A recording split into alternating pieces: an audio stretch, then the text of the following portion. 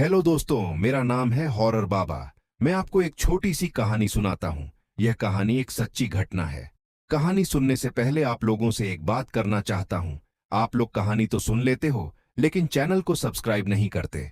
Channel को subscribe कर दो, फिर हम कहानी शुरू करते हैं। चलो हम कहानी शुरू करते हैं। कहानी अच्छी लगे तो कमेंट जरूर करना। आखिरी कॉल। रात के ठीक 2:17 बजे आरव का फोन बजा। स्क्रीन पर लिखा था अननोन नंबर। आरव ने घड़ी देखी। इतनी रात को कौन कॉल करेगा। उसने कॉल काट दी, लेकिन ठीक 30 सेकंड बाद फिर वही कॉल। इस बार उसने उठा लिया।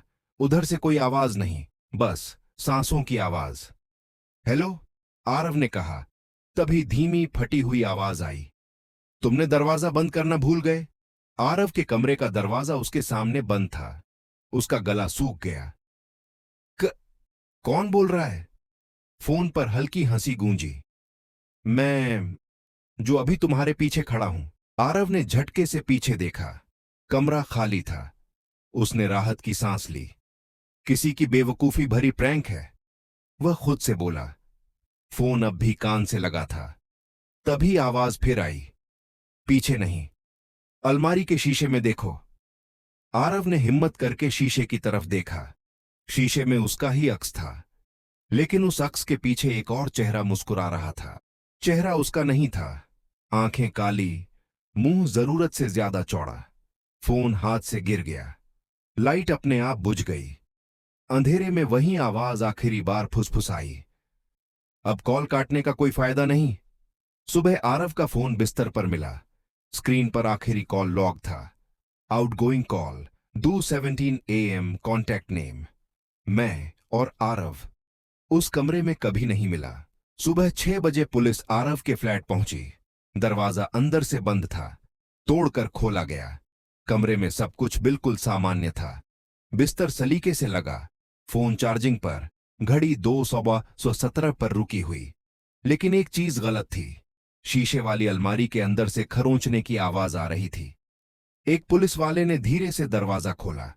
अंदर आरव नहीं था, बस दीवारों पर नाखूनों के निशान और शीशे पर खून से लिखा था, मैं यहीं हूं। उसी रात आरव के नंबर से एक कॉल गया, उसकी मां को। फोन उठाते ही मां बोली, आरव, बेटा ठीक हो। उधर से वही धीमी टूटी आवाज, मां, दरवाजा बंद कर लेना आज। क्या मतलब, तू कहां है। मां घबराई। फोन पर हंसी गूंजी, मैं अब हर जगह हूं। कॉल कट गई। उस रात आरव की मां ने अपने घर के सभी दरवाजे बंद कर लिए, लेकिन अलमारी खुली रह गई। सुबह पड़ोसियों ने बताया, रात भर अलमारी के अंदर से मोबाइल की रिंगटोन बजती रही और शीशे पर हर कुछ देर में उंगलियों के निशान उभरते रहे। मोबाइल कंपनी की रिपोर्ट में एक बात साफ लिखी थी, आरव का नंबर अब भी एक्टिव है, लेकिन लोकेशन हर जगह। और अगर आज रात 2:17 बजे तुम्हारा फोन बजे, तो उठाना मत, क्योंकि अगली कॉल तुम्हारे ही नंबर से आएगी। आरव की मां अब सोती नहीं थी। हर रात 2:17 पर घर की सारी घड़ियां एक साथ रुक जातीं और अलमारी के शीशे पर धुंध से उंगलियों के निशान बनते, जैसे कोई अंदर से बाहर आने की कोशिश कर रहा हो। उस रात उन्होंने हिम्मत करके शीशे से पूछा, आरव, क्या तुम हो। शीशे पर धीरे धीरे शब्द उभरे, अब मैं आरव नहीं हूं। कमरे की लाइट अपने आप बंद हो गई। फोन टेबल पर पड़ा कांपने लगा।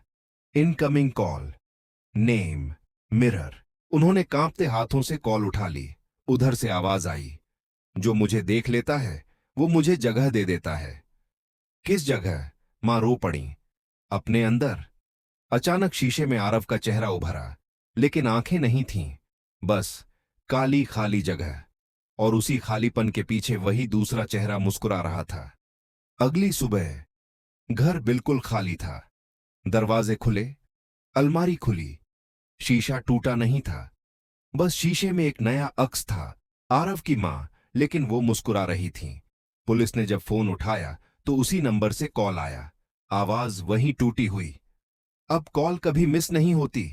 आज अगर तुम ये कहानी शीशे के सामने बैठकर पढ़ रहे हो, तो एक बात ध्यान से देखो, तुम्हारा अक्स पलक झपकाने में देर कर रहा है, और शायद वो भी 2:17 का इंतजार कर रहा है। ये कहानी कभी लिखी नहीं गई थी, इसे रिकॉर्ड किया गया था। मोबाइल कंपनी की सर्वर रिपोर्ट में एक अजीब फाइल मिली, लास्ट कॉल 217.mp3। जब टेक्नीशियन ने फाइल चलाई, उसमें तुम्हारी सांसों की आवाज थी। सच्चाई ये कोई आत्मा नहीं थी, ये था रिफ्लेक्शन लूप, एक ऐसी चीज जो शीशे, कैमरे और स्क्रीन के जरिए पहचान चुरा लेती है। जो भी 217 पर कॉल उठाता है या शीशे में खुद को ज्यादा देर देखता है, वो जगह बन जाता है। आरव ने गलती की थी, उसने डर के मारे खुद को शीशे में देखा, और जो शीशे में था वो बाहर नहीं आया। आरव अंदर चला गया। अब बारी किसकी? इस कहानी का कोई लेखक नहीं। हर बार जब कोई इसे पूरा पढ़ता है, एक नई कॉल जनरेट होती है। अगर अभी तुम्हारा फोन हल्का सा वाइब्रेट हुआ, तो वो नोटिफिकेशन नहीं है, इनकमिंग कॉल, नेम। यू उठाओ मत, क्योंकि अगर उठाया तो अगली कहानी तुम्हारे नाम से शुरू होगी। अंतिम पंक्ति याद रखना, आज रात 2:17 पर शीशे में मत देखना, क्योंकि हर अक्स तुम्हारा नहीं होता। सुबह 2:18 हो चुकी थी। घड़ियां फिर चल पड़ी। फोन शांत थे, शीशों पर उंगलियों के निशान गायब, सब कुछ सामान्य। लेकिन एक चीज बदली हुई थी। अब शीशे में अक्स तुरंत नहीं बनता था, एक पल की देरी होती थी, जैसे कोई पीछे से समय लेकर मुस्कुराता हो। मोबाइल कंपनी ने उस फाइल को डिलीट कर दिया। सर्वर रीसेट, रिपोर्ट बंद। पर रिफ्लेक्शन लूप खत्म नहीं हुआ। वो अब कहानियों में नहीं, आदतों में रहता है।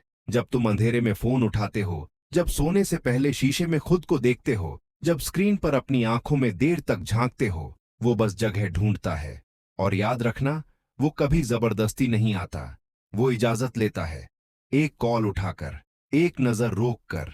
आज रात अगर सब सामान्य लगे, तो ही सावधान रहना, क्योंकि सबसे खतरनाक चीज वही होती है जो सामान्य लगने लगे।